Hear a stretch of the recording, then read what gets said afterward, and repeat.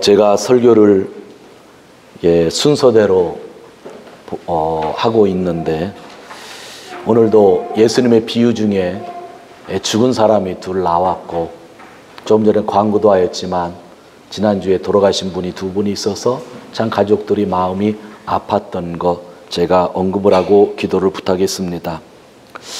우리는 우리에게 주어진 인생을 이 세상 속에서 열심히 살아가고 있습니다. 그 누구보다도 믿는 자이기 때문에 게으르지 않고 열심히 살고 있습니다. 그러나 이 세상에서 우리는 살아가면서 가끔 후회할 때가 있는 것 같습니다. 그때 내가 이렇게 했으면 좋을 텐데 왜 그렇게 하지 못했는가? 요즘 같으면 일본 회사에 들어가신 분이라면 그때 내가 산요에 들어가지 말고 파나소닉에 들어갔으면 좋을 텐데, 요즘 산요가 어디 대만그룹인가 넘겨졌나요? 맞습니까? 산요가 맞습니까? 어디입니까? 다른 데입니까? 샤프입니까? 그럼 예를 다뤄들겠습니다. 샤프에 들어가지 말고 소프트뱅크에 들어갈 걸. 그런 후회가 인생 속에는 있을 것입니다. 죄송합니다. 이런 분 없으시기를 바라는데, 여기 앉아 계신 분들 중에 이거 내가 10년 전에 20년 전에 도쿄 기독교회가 아니라 다른 교회 갔을 걸, 그렇게 생각하신 분이 혹시 있을지 모르겠습니다. 없으시죠? 아마 없으셨으니까 남으셨을 겁니다. 저도 목사지만 후회할 때가 있습니다. 그때는 행동할 때가 아니라 좀 더 기도할 때였는데 왜 그러한 행동을 했을까 하는 것들이 가끔 있습니다. 그리고 어느 때는 이러한 후회도 합니다. 그때는 내가 다짐하고 기도하고 결정한 대로 그냥 끝까지 밀고 나가야 되는데 왜 중간에 내가 그냥 그만두었을까? 한 20, 30년 이렇게 교회를 하면서 그런 후회들이 마음속에 아직도 남아있는 것들이 있죠. 물론 하나님이 결정하셨다고 하는 것을 최종적으로 믿고 있지만, 또 가끔 생각하다 보면 그때 끝까지 해야 되는데 라고 하는 것들, 그때 이런 선택을 했으면 좋을 텐데 하는 일들이 종종 있는 것 같습니다. 지나고 나면 하나님의 뜻 아래에 있었다고 고백하면서도 후회가 있었던 것, 아마 이 자리에 있는 모든 성도님들 한두 번은 다 그런 경험들을 하실 것입니다.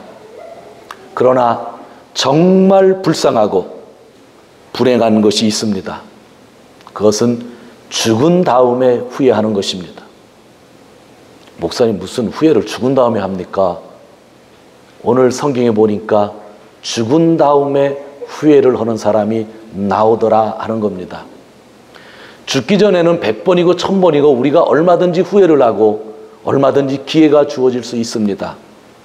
그러나 사람이 죽고 나서 후회하면 그것은 아무런 의미가 없는 고통에 고통만 주는 그러한 일이라고 하는 것을 오늘 성경을 통해서 우리는 보게 되는 것입니다.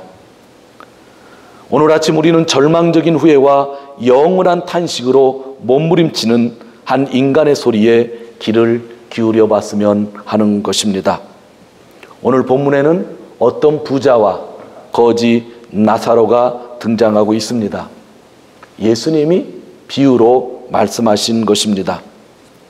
어떤 부자는 권세의 자색옷과 영화의 베옷을 입고 호화롭게 연락하며 온몸은 기름기가 번질거리며 살고 있는데, 한편 나사로라는 거지는 부잣집 대문 안에 가마니를 깔고 개들이 헌대를 핥아주는 그런 위로함 속에서 새우잠을 자면서 지냈습니다. 어느 날 때가 되어 부자도 죽었고 나사로도 죽었습니다. 인생의 종말이 저들에게 찾아온 것입니다. 오늘은 인생의 종말에 대해서 제가 주제를 갖고 있지는 않지만 우리는 진짜 인생의 종말에 대해서 잘 준비해야 될 것 같습니다. 그런데 성경을 보니 나사로는 천사의 손에 받들려 낙원에 갔고 부자는 음부의 고통 속에 들어갔다, 그렇게 이야기를 합니다. 그리고 24절에 이런 말씀이 나오는데 부자가 고통스럽게 이야기하는 것입니다. 불러가로되 아버지 아브라함이여 나를 긍휼히 여기사 나사로를 보내어 그 손가락 끝에 물을 찍어 내 혀를 서늘하게 하소서. 내가 이 불꽃 가운데서 고통받으며 고민하고 있나이다. 그렇게 이야기를 하고 있습니다. 그 부자는 지금 음부의 고통 속에서 아주 비참한 모습으로 지금 후회를 하고 있습니다. 내가 이 불꽃 가운데서 고민합니다. 이 후회는 기회가 없는 후회, 절망적인 후회입니다. 이 후회는 영원한 후회, 한 번도 다시 찾아올 수 없는 그러한 후회라고 하는 것입니다. 돌이킬 수가 없고 회개할 수가 없다는 것입니다. 이토록 후회하는 부자에게 더 절망적인 소리가 들리는데 그것이 25절에서 26절입니다. 아브라함이 가로되 예 너는 살았을 때에 내 좋은 것을 받았고 나사로는 고난을 받았으니 이것을 기억하여라. 이제 저는 여기서 위로를 받고 너는 고민을 받느니라. 이뿐 아니라 너희와 우리 사이에 큰 구렁이가 끼어 있어 여기서 너희에게 건너가고자 하되 할 수 없고 거기서 우리에게 건너올 수도 없게 하였느니라. 고통 속에서 부르짖었는데 아브라함이 하는 이야기는 더 고통의 고통, 끝없는 고통, 절망을 주는 거죠.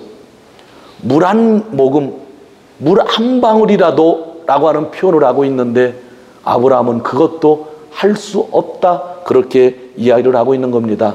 큰 구렁이가 있어서 왔다 갈 수 없다. 이미 인생은 끝난 거라고 이야기를 하는 것입니다.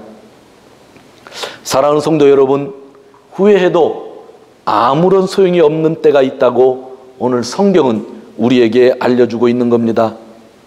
그래서 이 설교를 제가 준비할 때마다 이 본문을 가지고 설교할 때마다 늘 마음에 담는 것은 진짜 후회하지 않도록, 죽어서 후회하지 않도록 정신 차려 살아야 되겠다라는 생각을 늘 합니다. 사랑하는 성도 여러분, 어떻게 하면 우리가 후회하지 않고 살 수 있을까요? 물론 기본적인 것은 하나님의 은혜를 받아야 되고 예수 그리스도를 믿어야 되겠죠. 그러나 우리의 삶 속에서 주어지는 일들을 통해서 우리가 어떻게 해야 후회하지 않는 삶을 살 수 있을까요? 오늘 부자와 나사로, 한국적인 상황에서 이 비유를 한다고 하면, 일본적인 상황에서 이 비유를 한다면 우리는 반드시 질문할 겁니다. 부자가 하나님 믿었나 안 믿었나 질문할 겁니다. 그러나 그것은 우리가 질문할 가치가 없는 거예요. 왠지 아세요? 당시 유대인은 100% 누구를 믿었어요? 하나님을 믿었다는 거죠. 믿는 것이 이미 전제된 상태에서 부자와 가난한 사람들의 이야기를 하고 있는 거죠. 부자도 하나님을 믿었고 가난한 사람도 하나님을 믿었다는 거예요. 둘 다 하나님을 알았다는 거예요. 근데 한 사람은 후회를 하고 있었다고 하는 것이죠. 절망적인 후회의 모습을 예수님이 우리에게 들려주시면서 과연 오늘 말씀을 예수님이 어떤 의도로 우리에게 하셨는지, 어떤 것을 중심으로 받아들여야 되는지 그것을 우리가 같이 나누기를 원하는 것입니다. 그 답을 오늘 주님이 주고 계신데 29절에서 31절 우리 같이 읽도록 하겠습니다. 29절에서 31절 아브라함이 가로되 저에게 모세와 선지자들이 있으니 그들에게 들을지니라. 가로되 그렇지 아니한 아버지 아브라함이여 만일 죽은 자에게서 저에게 가는 자가 있으면 회개하리이다. 가로되 모세와 선지자에게 듣지 아니하면 비록 죽은 자 가운데서 살아난 자가 있을지라도 고난을 받지 아니하리라 하셨나이다 하시니라. 아멘. 부자는 자기가 가망 없다는 것을 알았죠. 그러면서 아직 살아있는 자기 형제들이 생각난 것입니다. 그래서 28절에 보면 내 형제가 5명인데 아브라함이여 제발 하나님께 부탁해서 천사라도 보내든지 누구 예언자를 보내든지 내 5 형제에게 좀 복음을 증거해 주세요. 그랬죠. 그런데 아브라함이 오늘 뭐라고 이야기합니까? 그럴 가능성이 없다는 거죠. 그 사람들이 직접 선지자와 모세의 말씀을, 모세의 글을 듣지 아니하면 소용이 없다, 그런 이야기를 하는 것입니다. 어떻게 하면 우리가 후회하지 않는 삶을 살 수 있을까요? 하나님은 오늘 우리에게 예수님의 비유를 통해서 답을 주시고 있는 겁니다. 그것은 이 세상에서 모세와 예언자의 말을 들어야 된다. 즉 하나님의 말씀을 들어야만 너희가 후회하지 않는다라고 그렇게 말씀하고 있는 겁니다. 모세라고 하는 사람이 아니라 이사야라고 하는 그런 예언자가 아니라 그들이 하나님의 말씀을 받아서 전했던 그 말씀을 직접 너희가 듣지 않는 한 너희는 후회할 수밖에 없다. 우리가 기회를 갖는 것은 하나님 말씀 외에는 기회를 가질 수가 없는 거다. 그렇게 이야기하고 있는 것입니다. 모세와 예언자의 말씀의 핵심은 무엇입니까? 얼마 전에 우리가 설교를 통해서 보았지만 누가복음 10장에 보면 한 사람이 와서 예수님, 진짜 우리가 어떻게 해야만 됩니까? 그랬죠. 뭐라고 그랬어요? 진짜 하나님을 잘 섬겨야 된다고, 이웃을 잘 섬겨야 된다고 얘기했죠. 그랬더니 그 부자가 뭐라고 그랬어요? 저는 그런 일을 다 했습니다. 그랬더니 예수님이 하신 말씀이 있죠. 뭐라고 그랬어요? 자비를 베풀어라. 그런 이야기를 했고, 사마리아 사람 비유를 통해서 누가 선한 사람이냐 했을 때 자비를 베푼 사람입니다라는 답까지 주셨죠. 예수님이 분명히 말씀하셨는데 말씀을 들으라 하셨고, 그 말씀을 듣고 말씀의 핵심이 무엇인지도 알았는데 그 말씀의 핵심은 뭐라는 거예요? 사랑하며 사는 것이라고 말씀해 주셨고, 사랑하며 산다고 하는 것은 입술로 이야기하는 것이 아니라 자비를 베푸며 사는 것이 사랑이라고 말씀해 주셨다고 하는 겁니다. 오늘 비유는 그것을 우리에게 보여주고 있는 겁니다. 후회하지 않는 삶은 모세와 예언자의 말씀대로 사는 것인데, 그것은 하나님을 사랑하고 이 세상에서 자비를 베풀며 사는 것이라는 것이죠. 우리가 누가복음 설교를 지금 계속 듣고 있는데 의외로 자비를 베풀어야 된다고 하는, 긍휼을 베풀어야 된다는 이야기를 여러분들이 계속 듣고 있을 것입니다. 내가 십자가에 죽게 되면 내 보혈의 피로 너희가 깨끗해질지어니 너희는 늘 십자가만 바라보고 살아라. 예수님이 그런 얘기를 하지 않았습니다. 그래서 은혜를 받은 그 모든 복음을 아는 사도 바울은 그렇게 이야기를 했지만 예수님은 그렇게 말씀하지 않았죠.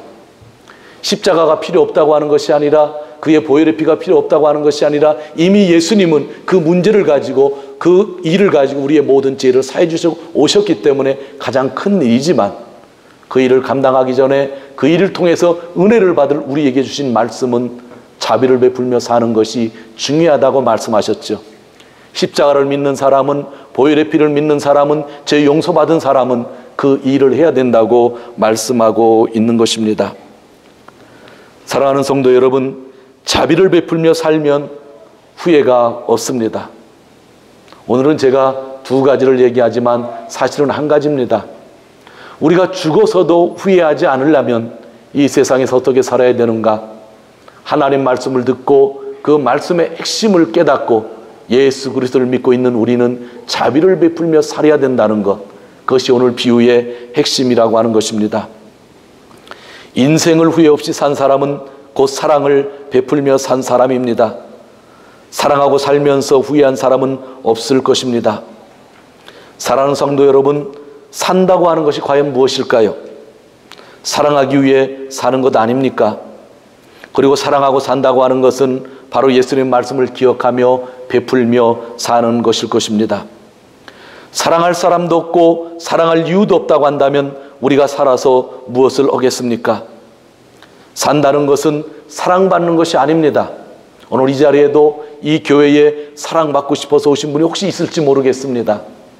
그러나 산다고 하는 것은 사랑을 받는 것이 아닙니다.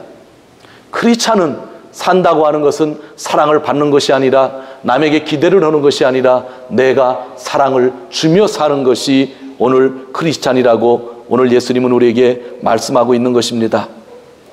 사랑하면서 살아야 산 것이지, 사랑하지 못하고 산 것은 세월을 헛되게 보낸 것일 것입니다. 여러분, 성공이라고 하는 것이 과연 무엇일까요? 저는 오늘 성수의 근거에서 한 가지를 이야기합니다. 사랑하면서 산 것이 성공입니다. 우리가 잘 하는 말 중에 사랑은 받는 것이 아니라 뭐라고 그래요? 주는 것이다. 저는 거기에다 구체적으로 한 가지 더 이야기를 합니다. 사랑은 분명 받는 것이 아니고 주는 것이지만 받는 사랑을 기대하는 사람들에게는 저는 꼭 말을 합니다. 받는 사랑은 하나님의 사랑으로 충분하다. 그렇기 때문에 믿고 있는 사람은 그 사랑 하나로 만족하며 나는 사랑을 주는 자가 되어야 된다. 그렇게 이야기를 합니다. 여기에 있는 분들, 자립하시는 분들도 있고 자립하지 못하시는 분들도 있고, 또 우리가 인간적으로 볼 땐 좋은 대학을 다니시는 분도 있고 그렇지 못한 분도 있고, 취직해서 회사를 다니시는 분이 있고 취직을 준비하는 분들이 있을지 모르겠습니다. 한 달 생활비가 50만 원 되시는 분이 있고 10만 원이 되시는 분이 있을지 모릅니다. 그러면서 우리는 교회에 와서 수많은 사람들을 만나면서 사랑을 받고 싶다, 그렇게 생각을 합니다. 그런데 저는 죄송합니다. 담대하게 이야기합니다. 예수님 사랑으로 부족하십니까? 하나님의 사랑으로 여러분들 부족하십니까? 내가 10만 원짜리 생활을 한다고? 20만 원짜리 생활을 한다고? 내가 생활 보호를 받고 있다고 더 사랑을 받아야 됩니까? 저는 아니라고 생각합니다. 하나님의 십자가 사랑 하나면 저는 우리가 받는 사랑은 충분하다고 생각합니다. 우리 크리스찬은 어떤 형편에 있든지 사랑을 주며 사는 것입니다. 여러분들이 오늘 말씀을 들으면서 오해해야 되지 말 것은, 사랑을 받고 주고 거기에 관심이 있는 것이 아니라 우리는 이미 충분한 사랑을 받았기 때문에 어떤 형편에 있는 사람이든지 내 나머지 삶은 베풀며 살겠다고 하는 다짐이 있어야 된다고 하는 것, 그것이 오늘 우리에게 주시는 말씀이 아니겠습니까? 교회에 사랑이 없다라고 하는 이야기 여러분 들어본 적 있으세요? 저는요 목회 20, 30년 하면서 되게 많이 들었어요. 제가 있던 교회 지금 몇 군데인데 안 들어본 교회가 없어. 우리 교회는 아직 1년밖에 안 돼서 제가 아직 그 얘기를 못 들었는데 조금만 귀가 열리면 또 그런 얘기 들릴 수도 있을지 몰라요. 도쿄 기독교회는 사랑이 없는 것 같다. 똑같. 사랑하는 성도 여러분, 교회만큼 사랑이 많은 곳은 없는 겁니다. 예수님의 사랑이 가득하기 때문입니다. 그 사랑의 증거가 우리 공동체고 여러분들이잖아요. 그래서 이 교회는 사랑이 충만합니다. 그래서 우리는 그 사랑에 만족할 수 있어야 되는 것입니다. 우리가 그 하나님의 사랑을 만족하기 못하기 때문에, 예수님 한 분만으로 만족하지 못하기 때문에 사랑이 없다고 하는 것입니다. 또 내가 사랑을 주려고 하지 않고 받으려고 하기 때문에 자연적으로 사랑이 없다고 하는 말입니다. 그래서 제가 여러분들을 무시하는 그런 말을 하는 게 아니라 저는 죽을 때까지 베풀며 살겠다고, 사랑하며 살겠다고 다짐을 하고 그렇게 걸어갈 것입니다. 그러나 사랑하는 성도 여러분, 여기에서 여러분들이 기대하는 사랑은 하나님의 사랑을 기대해야지 배명덕의 사랑을 기대했다가는 분명히 실족하고 말 것입니다. 왜냐하면 저는 불완전하기 때문입니다. 그럼 하나님의 사랑이 부족했느냐 하면 전혀 부족하지 않았다고 하는 것, 그것이 우리의 마음에 있다고 하면 우리는 어떤 힘든 생활 속에서도 능히 극복해 나아갈 수 있습니다. 저는 늘 내가 어떻게 살아야 하는가에 관심이 많이 있습니다. 죄송하지만 저 사람을 만나면 편하고 그렇지 않은 사람이 있을 수도 있습니다. 그러나 저는 그 사람들에게 사랑을 요구하지 않습니다. 왜냐하면 하나님께 받은 사랑만으로 감당할 수 있기 때문입니다. 저도 기도 제목 참 많이 있었고 여러분들도 기도 제목 많이 있겠지만 하나님의 사랑이 크다는 것을 느끼지 못했다고 한다면 저는 벌써 쓰러졌을 것이고 여러분들도 벌써 쓰러졌을 것입니다. 하나님 사랑으로 만족하다는 그 신앙이 저희를 살려주는 거고 나중에 후회하지 않는 삶을 살 수 있는 것입니다. 제가 교회에서 중요하게 생각하는 것은 정직입니다. 어느 때는요 제가 정직과 진실이라는 단어도 썼는데 요즘 성경을 읽다 보니까 하나님은 인자하신 분, 하나님은 진실하신 분이란 단어가 너무 많이 나와요. 그 인자라는 표현은 히브리어로 헤세드인데 언약에 근거한 사랑을 인자라고 합니다. 하나님이 약속하신 것은 끝까지 지킨다는 게 인자예요. 구약성경에서. 그리고 하나님이 진실, 마코토. 그런 엄청난 단어를 제가 쓸 수 없을 것 같아서 그냥 세상에서도 가끔 쓰는 정직하면 좋겠다라고 하는 단어를 쓰고 있습니다. 정직하게 살려고 하지만 죄송하지만 살면 살수록 죄인이고 부족하다는 것을 뼈저리게 느끼고 있습니다. 이런 목사에게 여러분들 뭐를 기대할 수 있겠어요? 여러분이 가장 필요한 그것은 하나님께 기대하는 것입니다. 저는 사람들에게 가끔 이야기합니다. 사랑이 무엇인가? 사랑의 기준이 무엇인가? 사랑하는데 사랑이 과연 무엇인가? 라고 하는 겁니다. 배우자 앞에서 사랑합니다 하면서 배우자에게 충실하지 못하면 그것은 거짓 사랑이죠. 그 사람이 착하다 할지라도 회사에서 일을 잘한다 할지라도 사람에게 친절하다 할지라도 그 사랑은 사랑이 아닌 것입니다. 나에게 선물을 잘 주는 사람이 있습니다. 나에게 밥을 잘 사주는 사람이 있습니다. 내가 무슨 말을 할 때 한 번도 화를 내지 않은 사람이 있습니다. 그럼 우리는 가끔 저 사람 좋아, 참 사랑이 많은 것 같이 이야기를 합니다. 그러나 그가 거짓말을 하면서 돈을 벌고 있다고 한다면 그는 사랑이 있는 사람이 아닙니다. 진실 없는 곳에 사랑은 없는 겁니다. 과연 우리는 사랑을 어떤 식으로 판단하고 있는지, 저 사람이 사랑이 많다 없다를 우리는 어떤 기준을 가지고 이야기하고 있는지, 그것이 내 마음의 기준은 아닌지 한번 생각해 보는 것입니다. 그래서 제가 말씀을 드리는 겁니다. 여기에 있는 40명의 기준은 전부 틀립니다. 사랑의 기준.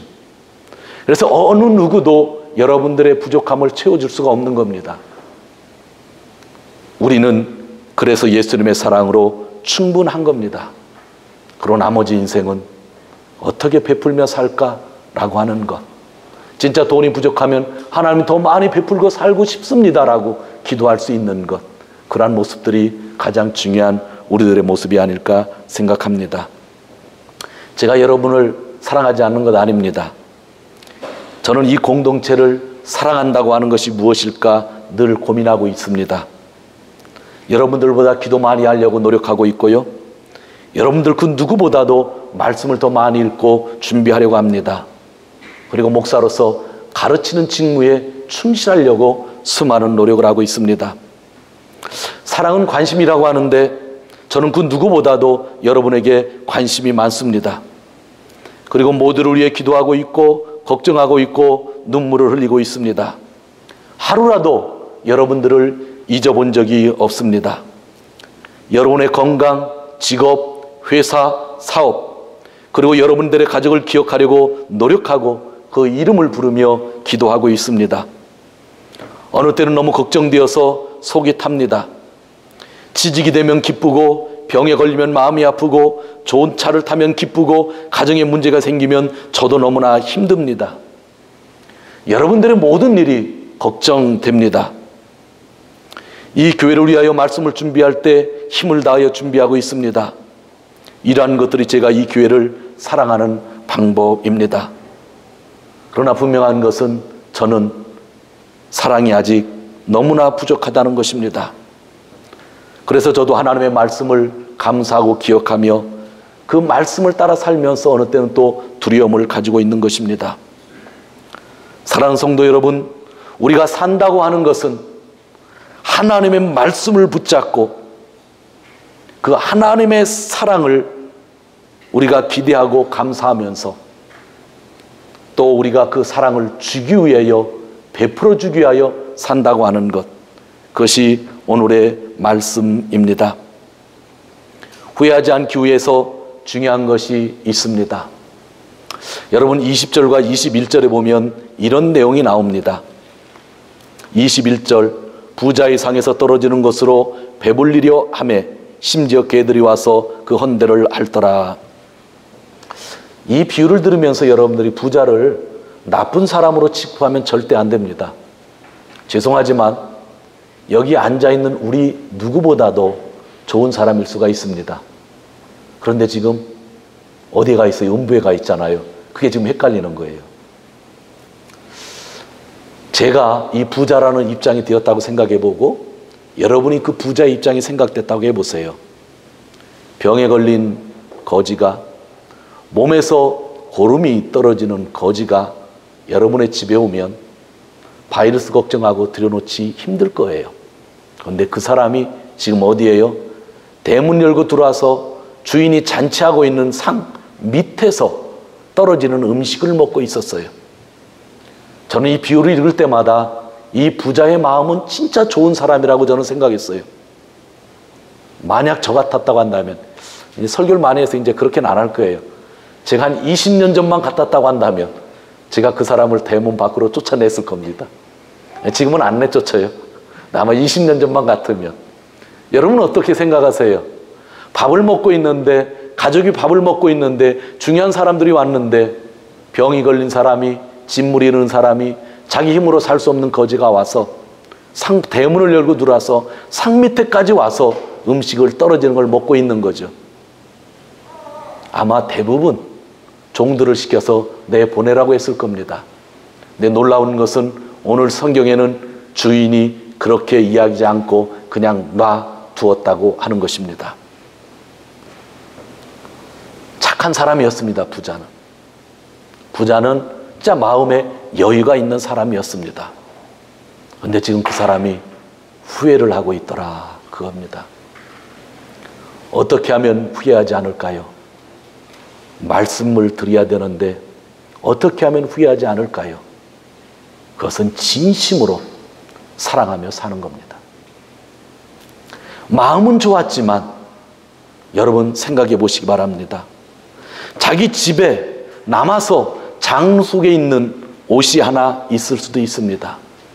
그 옷을 내다 줄 수도 있고, 대문 밖에서 추워서 떨고 자는 사람에게 자기 집에 있는 이부자리를 갖다가 줄 수도 있었는데, 그 사람은 마음은 좋았지만, 받아줄 수는 있었지만 그 일을 하지 않은 겁니다. 자기 밥상에 있는 음식 하나를 자기 손으로 주지 못하고 그 상에서 떨어지는 부스러기를 먹도록 내버려 두었다고 예수님이 이야기하는 겁니다. 자기 집 대문에 누워 헌대를 앓고 있는 거지를 보면서 아무런 동정심, 진짜 그가 자기 힘으로 설 수 없다고는 알고 있었는데 치료하는 약을 주지 않았던 것, 그게 문제가 되었다고 하는 것이라고 한다면 오늘 예수님의 말씀에 얼마나 무게가 있는지 알게 되죠. 저는 오늘 여러분들에게 강조하고 싶은 것은 두 가지입니다. 사랑은 받는 게 아니라 주는 거다. 그 어느 누구에게도 하나님 외에 사랑을 기대한다고 하면 실망할 수밖에 없다. 마음에 담아야 되고, 두 번째, 그냥 착하다고 해서, 봐준다고 해서가 아니라 진짜 그 사람이 거지인데 자기가 일할 수 있는 사람이 안 됐죠. 병이 있었죠. 힘들었죠. 그렇다고 한다면 자기 힘으로 살 수 없는 사람일 때는 우리가 우리의 가진 것, 밥 한 그릇을 줄 수 있다고 하는 것이 얼마나 중요한지를 성경이 이야기하고 있는 겁니다.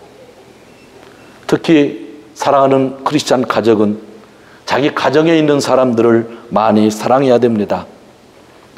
특히 우리 남자분들은 사업이 있고 돈 벌기가 바쁘기 때문에 자녀들과 아내들을 사랑할 시간이 없다고 하시는 분들이 종종 있습니다. 또 이 공부하는 학생들이 있습니다. 유학생들이 이 자리에 있는데 여러분들 무엇 때문에 공부하십니까?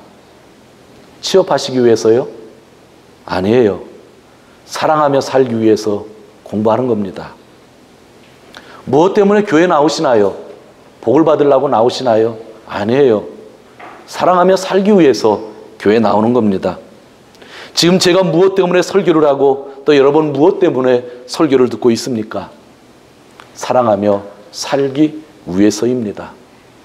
그래서 세상 사람들은 예수님을 생각할 때마다 사랑이란 단어를 생각하는데 교회 안에 들어오면 이상하게도 사랑이란 단어가 어색하게 느껴질 때가 너무나 많이 있는 겁니다.